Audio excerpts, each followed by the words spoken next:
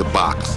So Ray Leonard comes to round 8 now, having taken the measure of his man in the last 2 rounds. Right now, there seems little doubt as to the outcome of this fight. That's when Tommy showed the true heart of a champion.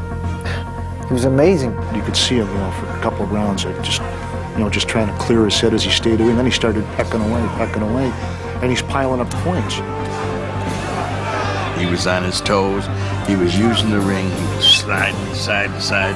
He's no longer the hitman. He's the dancer. I don't think I've ever seen a fight that took an 180-degree turn the way this one did.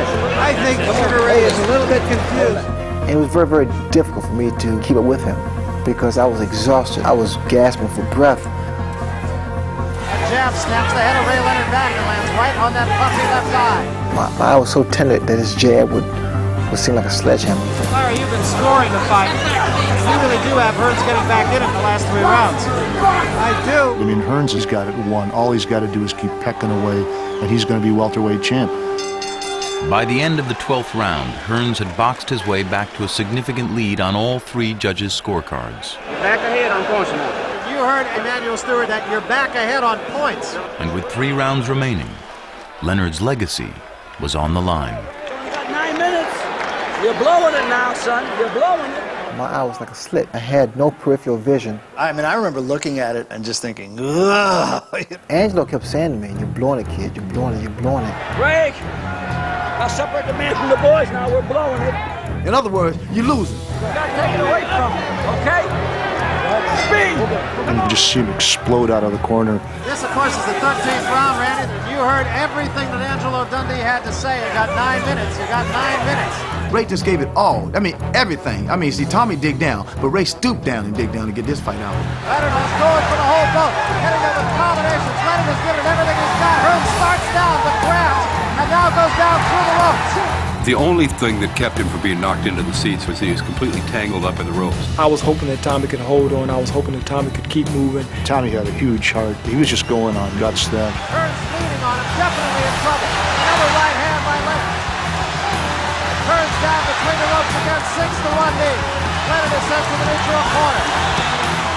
Time has run out in the round here, and Hearns is on his feet. So we come to the 14th round. It was a very crucial one, to say the least, Larry. Time-wise was getting close. Tommy knew that only thing I had to do is box for 2 rounds. I'm the champ of the world. Basically, if he could have stayed on his feet, he'd have won the fight. He was that far ahead on some of the judges' scorecards. We knew Ray was behind, so he had to knock him out. Leonard wants to put his man away right here. Does not want this fight to go to a decision. It was a race against the clock. 2 of the greatest fighters of all time. A right hand, and that hurts Thomas Hearns, sends him reeling. Hearns is not down yet. Ray, at that point, smelled blood. Ray Thompson now, 2 left hands against the rope. Hearns is reeling. I threw every punch that I had left. I just went on a rampage. Trying to go downstairs is Ray Leonard. Thomas was on the ropes, still holding his hands up, blocking punches, but didn't have the energy to even hold his body erect. Hearns just trying to hang on here. Left hand sends Hearns back against the ropes again. And that's all. It's over. And Ray Leonard is the undisputed welterweight champion of the world against a very game Thomas Hearns. You cannot say enough about both of these fighters. I jumped in the ring. We grabbed Ray. It was the greatest thing since my mother's chicken. That was Ray's big obstacle. That's the mountain he had to climb. And once he climbed it, oh, God, it was a beautiful show from there. Hail to the new, undisputed welterweight champion of the world, Sugar Ray Leonard. Ray became the ambassador of the boxing. And Tommy was the one to put him in that position. You look at a rather stunned Thomas Hearns right now. I felt I let myself down as well as my fans. That was a fight that I definitely had won. I had it in the bag already, and just let it slip away. Detroit really lived and died with him that night, and they had no compunction to come into Tommy later and saying, "I bet my house on you." There was 2 champions in the same division, and one of us had to be eliminated. And I say, Detroit, I shall return. I cried all that night afterwards. I woke up the next morning and I started crying again. And Thomas himself, he cheered me up like a father cheered up a son when it should have been the other way around. Tommy Hearns was clearly not disgraced in the fight. He raised the level of his game. He also raised the level of Sugar Ray Leonard's game.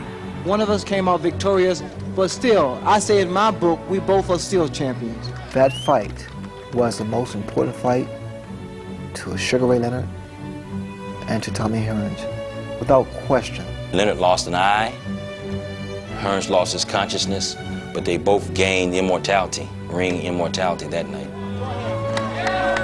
Stand up, go stand up, stand up, right.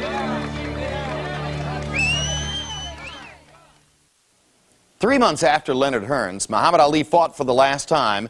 The passing of the torch was complete. But Ray Leonard and Tommy Hearns didn't meet again in the ring until 8 years later, 1989.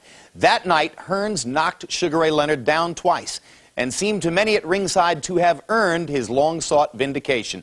But the judges' scorecards turned up even, and Leonard escaped with a draw and a sigh of relief. Thanks for watching The Tale of Leonard Hearns.